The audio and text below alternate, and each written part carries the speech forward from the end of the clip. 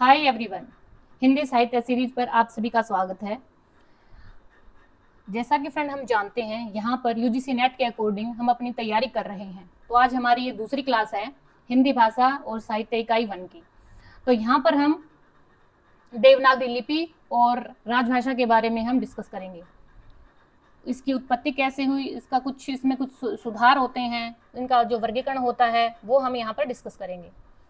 लिपि की परिभाषा: लिखित भाषा में मूल ध्वनियों के लिए जो चिन्ह मान लिए गए हैं वो तो वर्ण कहलाते हैं, लेकिन जिस रूप में वे लिखे जाते हैं उसे लिपि कहते हैं। ये कौन कहते हैं? पंडित कामता प्रसाद गुरु।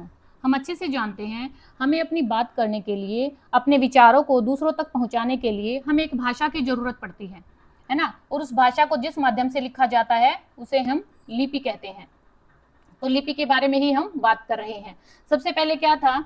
चित्रलिपि। चित्रलिपि जिसमें पिक्टोग्राफी, जिसमें आपको चित्र दिया जाता है, चित्र के माध्यम से आप अपनी बात को प्रस्तुत करते हैं। फिर है प्रतीक लिपि, सिंबोलिज्म जिसको कहते हैं। जैसे हम चांद के बारे में बात करेंगे तो जैसे उसकी सुंदरता के बारे में बात हो जाती है, ऐसे ही यहाँ पर प्रतीक के माध्यम से बात की जाती है। फिर होता है भावलिपि, जो हमारे इमोशंस होते हैं, हमारे विचार होते हैं, उनके द्वारा हम अपने बात को प्रस्तुत करते हैं। फिर होती है हमारी ध्वनि लिपि, जो आज की मुख्य लिपि है, जिसको अक्षरात्मक और वर्णनात्मक कहते हैं। आज के युग की बात करें तो ये वैज्ञानिक लिपि है, तो ये आजकल हम यूज करते ही हैं इसको।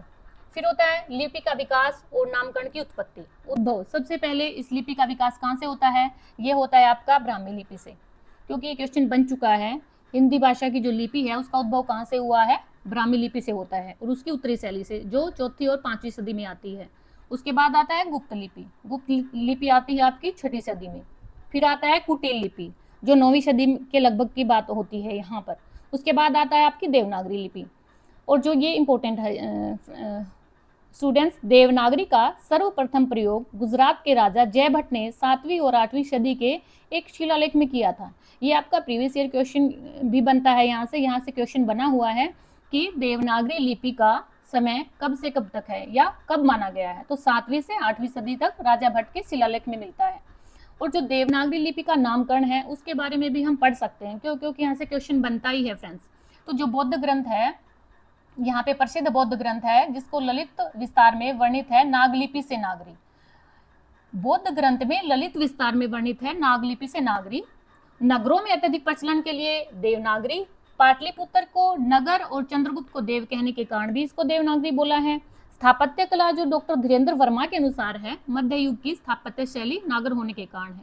ये सभी विद्वानों ने अलग अलग मत दिए हैं कि देवनागरी लिपि को कैसे हमारे साथ में ये लिपि आई है।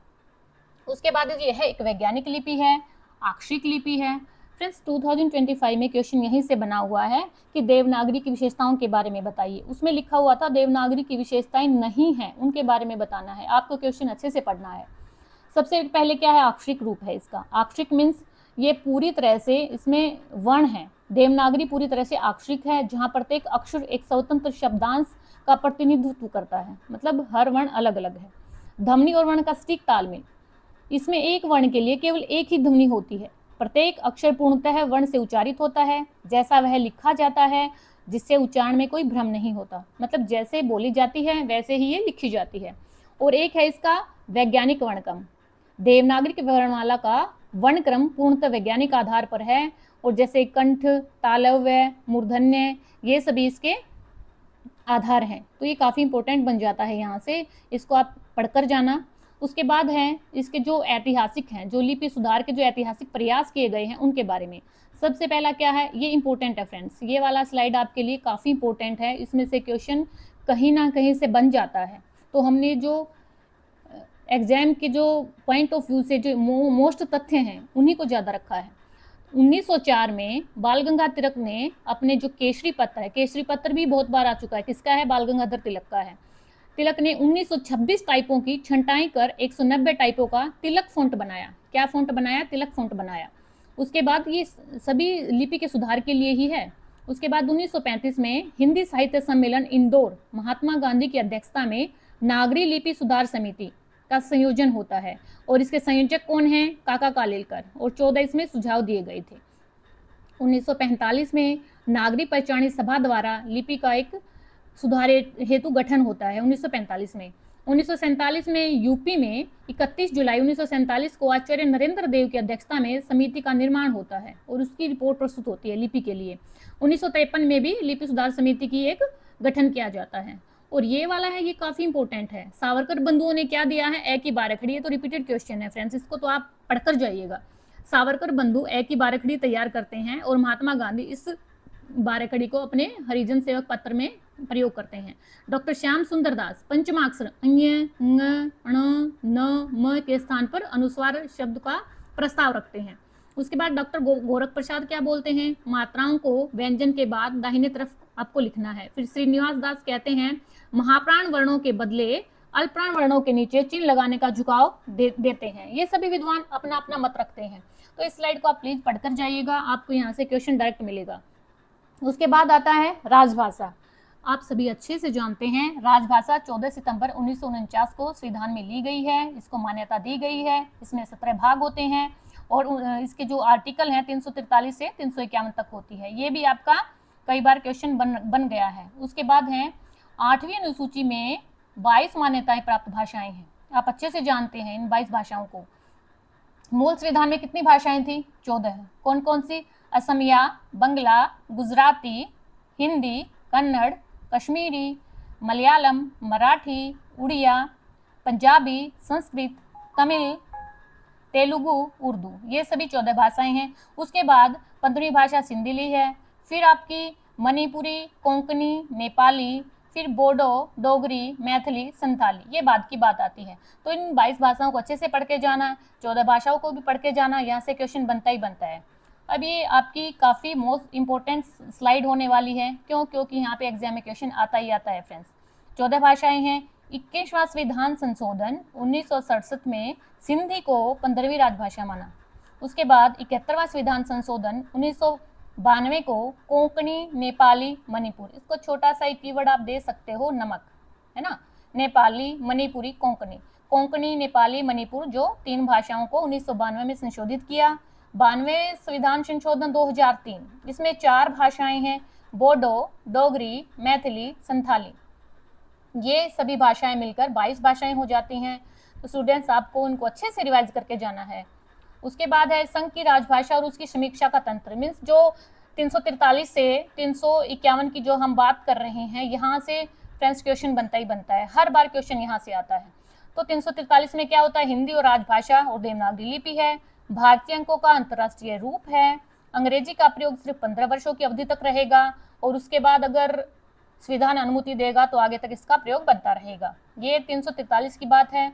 उसके बाद 344 में राजभाषा आयोग ने क्या बोला, 5 वर्ष के बाद और उसके बाद हर 10 वर्ष की समाप्ति पर राजभाषा आयोग का गठन किया जाएगा। शासकीय प्रयोगों के लिए हिंदी का अधिकाधिक प्रयोग होगा और अंग्रेजी भी साथ साथ चलती ही रहेगी। इस प्रकार ये 344 में ये राजभाषा का आयोग ने प्रस्तुति दी। लेकिन ये 343 इंपॉर्टेंट है आपका, इसको पढ़ के जाना आप।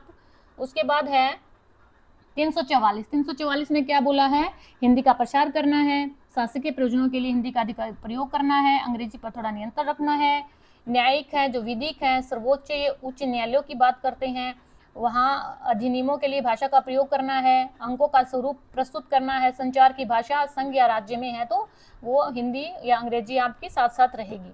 उसके बाद है 345 राज्यों की राजभाषा। इसमें अंग्रेजी का प्रयोग भी जारी रहेगा और राज्य का विधानमंडल राज्य में इस्तेमाल होने वाली किसी एक या अधिक भाषाओं को अंगीकार कर सकता है। हिंदी को भी आप शासकीय प्रयोजनों में चुन सकता है। तो इसमें 345 और ये इतना वो नहीं है, आपको 343 इंपॉर्टेंट है, वो ज़्यादा आता है आपके एग्जाम में। और 346 में भी क्या है कि जो संघ के द्वारा प्राधिकृत भाषा अंग्रेजी या हिंदी एक राज्य से दूसरे राज्य तथा राज्य और संघ के बीच संचार का माध्यम हो सकती है। मीन्स जैसे आप कर्नाटका और महाराष्ट्र की बात करते हैं, महाराष्ट्र में मराठी बोली जाती है, कर्नाटका में कन्नड़ बोली जाती है, तो वो राज्य एक दूसरे से भाषा का लेन देन कर सकते हैं। वैसे ही अगर कोई राज्य दूसरे राज्य से भाषा के बारे में बात करे तो वो कर सकता है, वो 346 में आर्टिकल में लिखा हुआ है।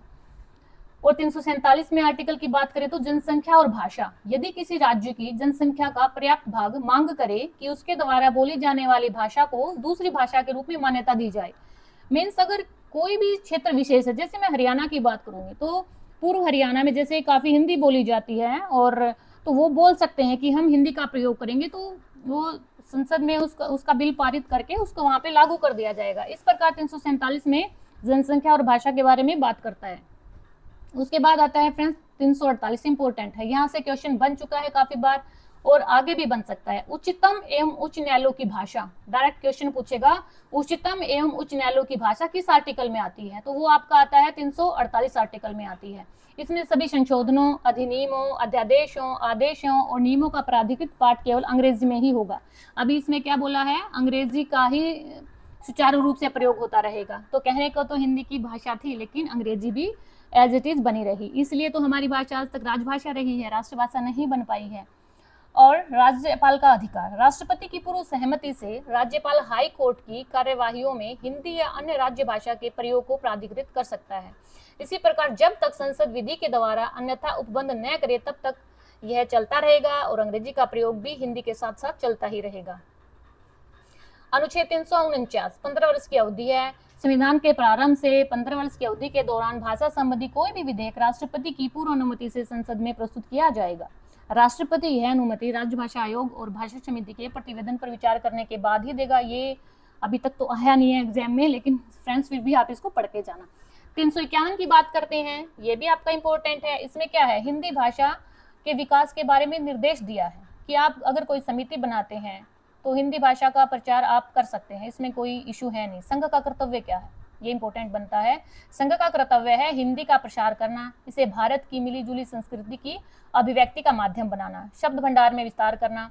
तो ये आपके सभी हिंदी भाषा के लिए सकारात्मक है, तो ये वाला आर्टिकल आपके लिए खास रहने वाला है।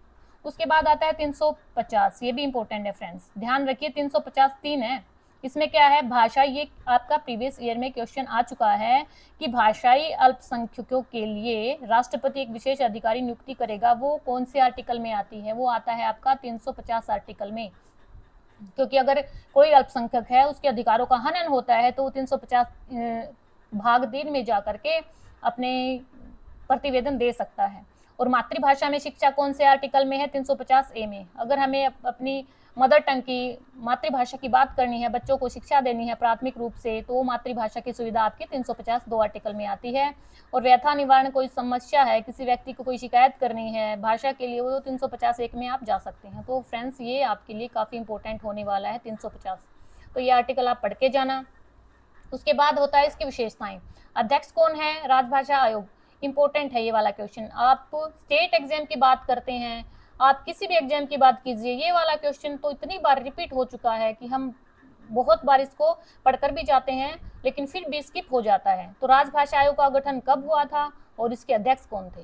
राजभाषा आयोग का गठन 1955 ईस्वी में होता है और बाल गंगाधर बीजी खेर इसके अध्यक्ष हैं। देखिए याद रखिए, बाल गंगाधर तिलक भी हैं, तो गलती से तिलक मत कर देना, वो खेर है, थोड़ा सा ध्यान से पढ़ के जाना। और गोविंद वल्लभ पंत इसके संयुक्त संसदीय समिति के अध्यक्ष रहे हैं। इसके सदस्य होते हैं राजभाषा आयोग के 21 और संयुक्त संसदीय समिति के 30 सदस्य होते हैं, जिसमें 20 लोकसभा के और 10 राज्यसभा के। प्रतिवेदन कब दिया था, 1956 में दिया था और 1957 तक संसद के समक्ष रखा गया और यहाँ पे 1959 में अपना प्रतिवेदन दिया गया था।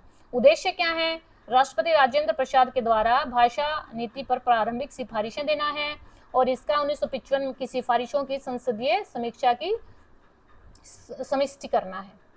फिर आता है राजभाषा अधिनियम, ये इंपॉर्टेंट है फ्रेंड्स आपके लिए। ये 1953 वाला राजभाषा अधिनियम है, इसमें 9 धाराएं हैं और 1967 में इसको संशोधित किया जाता है। 1968 में राजभाषा संकल्प है। विशेषता क्या है, भाषा नीति को लागू करने के लिए संसदीय संकल्प लेना। फिर आता है 1973 प्राधिकृत पाठ, मतलब इसमें क्या है, केंद्रीय कानूनों के अनुसार ही उसको वैधानिक रूप प्रदान करती है। फिर आता है राजभाषा नियम, ये इंपॉर्टेंट है 1976। राजभाषा के लिए जो संघ के सरकारी कामकाज हैं, हिंदी के प्रयोग के लिए विशेष दिशा निर्देश दिए गए हैं। तो ये सभी इसके थोड़े पार्ट्स हैं। तो फ्रेंड्स यहाँ पर हमारा यहाँ तक ही हम पढ़ते हैं। कल फिर मिलेंगे एक और नई वीडियो के साथ, नई जानकारी के साथ, अच्छे से समझेंगे और पढ़ेंगे। तो फ्रेंड्स आप अपनी तैयारी अच्छे से कीजिए, कहीं से कीजिए, पढ़ते रहिए। और जो भी आपको सिलेबस है, सिलेबस आपको रखना है, प्रीवियस ईयर क्वेश्चन पेपर आपको रखना है और जो भी आप जो पढ़ रहे हैं वो मटेरियल आपको अपने साथ रखना है, तो आप किसी भी एग्जाम को अच्छे से करते रहें। अच्छे से कर सकते हैं। तो चलिए कल हम फिर मिलते हैं एक नई वीडियो के साथ, नए सेशन के साथ। धन्यवाद।